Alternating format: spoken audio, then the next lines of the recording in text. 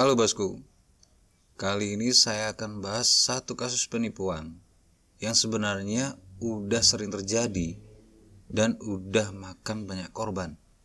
Tapi namanya hari apes, gak ada di kalender ya kan.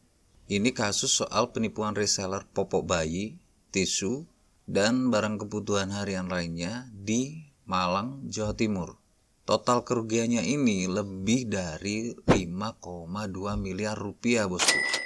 Ini nggak dari satu korban aja, tapi dari puluhan korban dari berbagai kota. Kasus kayak gini ini emang punya pola yang matang teman-teman. Dan ujung-ujungnya si penipu ngilang. Kasus ini bermula dari perempuan berinisial PR, warga desa Serigading, Kecamatan Lawang, Kabupaten Malang. Dia ini jualan popok bayi, tisu, mie instan, sembako, dan lain-lain yang harganya jauh lebih murah dari pasaran. Ya seperti biasa, pada awalnya semua lancar-lancar aja. Bahkan ini hampir setahun transaksi, barang yang dikirim ke pemesan atau reseller gak pernah telat. Tapi lama-lama, makin banyak pre-order besar yang ditahan. Dan akhirnya korban baru sadar kalau mereka udah kehilangan uang ratusan juta rupiah bos. Dalam kasus ini kerugian tiap korban beda-beda ya. Yang jelas kerugiannya dalam nominal yang sangat besar. Ada yang rugi 163 juta, ada yang 300 juta, ada yang 663 juta, bahkan sampai ada yang rugi 810 juta rupiah bos.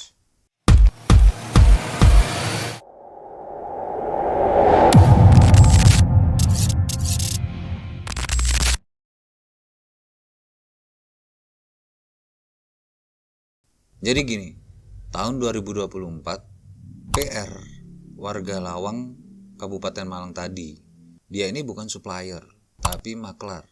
Perantara antara produk kebutuhan harian sama reseller.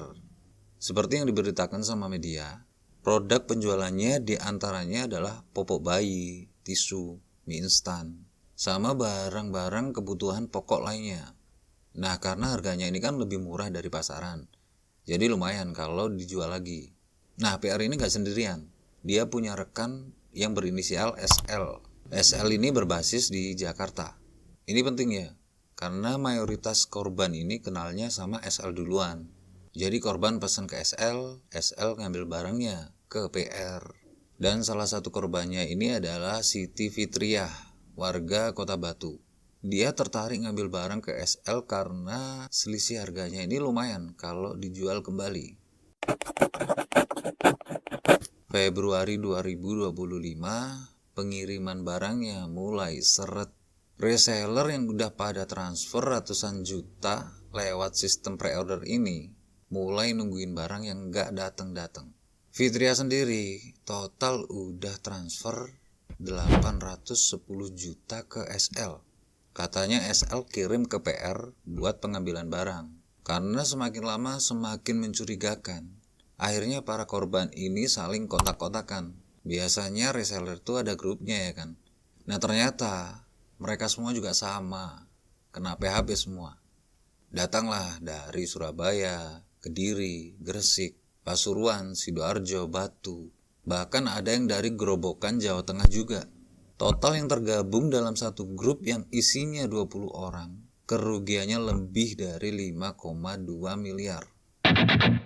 Di bulan Mei, Fitria dan korban lainnya lapor ke Polda Jawa Timur dan Polres daerah mereka masing-masing. Dan di akhir tahun 2025, PR hadir langsung di Polda Jatim. Di situ PR buat pernyataan tertulis di atas materai yang isinya dia akan kembalikan semua kerugian korban dalam batas waktu sampai 26 Januari 2026. Dia sanggupi akan cover semua, tapi sampai 26 Januari kemarin nggak terrealisasi alias zonk. Akhirnya karena ngerasa semakin lama kok nggak ada kejelasan, puluhan korban dari berbagai kota ini datenginlah rumah PR di Lawang, Kabupaten Malang. Mereka bawa poster, banner, sampai ada karangan bunga juga.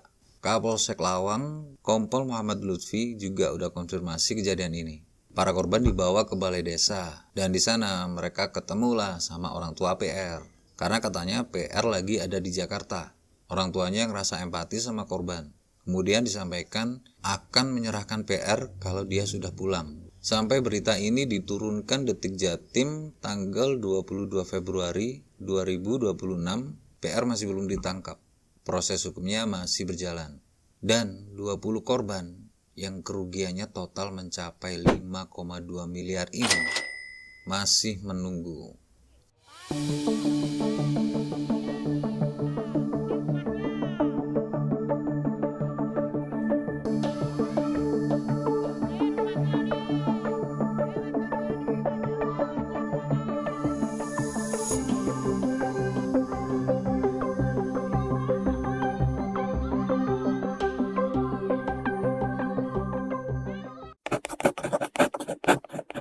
Dari sini ada beberapa hal yang menurut saya menarik untuk dibahas lebih dalam.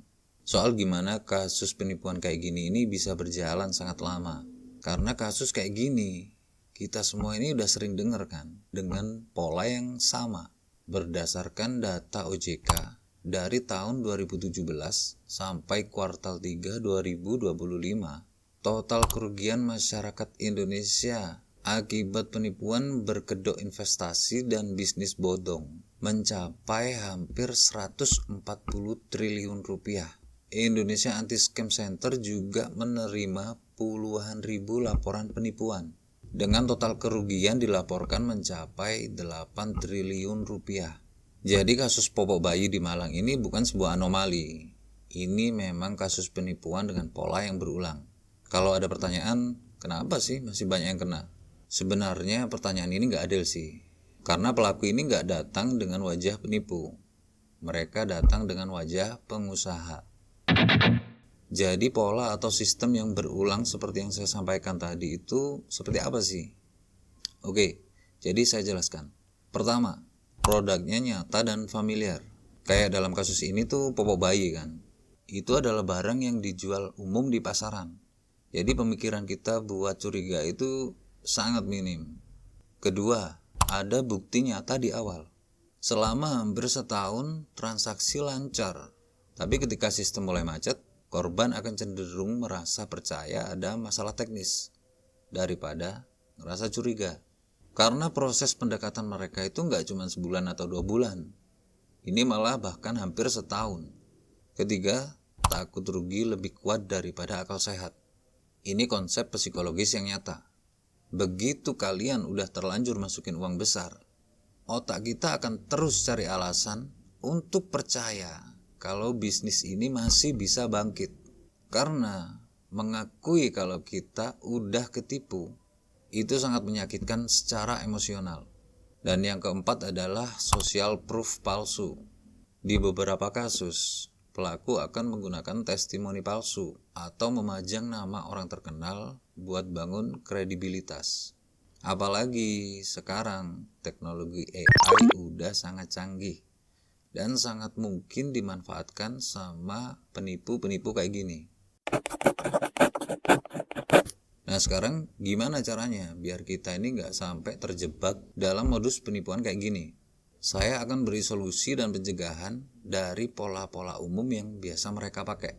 Yang pertama, kalau harganya jauh lebih miring dari pasaran, atur mindset kita buat mempertanyakan lebih dulu. Emang dari mana sih mereka dapat produknya? Apa itu produk legal ya? Pokoknya pertanyakan lebih dulu. Kedua, jangan pernah transfer pre-order besar sebelum kerjasamanya ini udah bener-bener jelas. Mulai dari jumlah kecil aja dulu. Kalaupun hilang, kita nggak akan hancur. Jangan biarkan riwayat yang baik di awal jadi alasan buat kita transfer dengan jumlah yang gede. Intinya sabar dulu. Yang ketiga, pastikan penjual punya toko fisik atau legalitas. Minta alamat usaha yang bisa dikunjungi atau minta dokumen legal. Kalau dia keberatan, itu tanda bahaya sih. Untuk bisnis yang berbentuk investasi, cek aja langsung di situs OJK di ojk.go.id. Apakah entitasnya terdaftar dan berizin? Kalau nggak ada, jangan masuk. Dan yang terakhir, kalau udah berhati-hati dan masih aja kena jebak atau kena tipu, segera lapor sebelum pelaku ini kabur lebih jauh. Dan yang paling penting, riwayat percakapan sama bukti transaksi jangan sampai dihapus, karena itu bisa jadi pendukung yang kuat buat laporan kita. Modus kayak gini bakalan ada ke depannya, dan akan ada versi terbaru dari penipuan kayak gini. Produknya mungkin beda, orangnya beda, tapi polanya biasanya masih sama. Bangun kepercayaan, sistem bayar dulu, terus kabur. Semoga video kali ini bermanfaat buat kita semua. Saya Novan, sampai jumpa di video selanjutnya.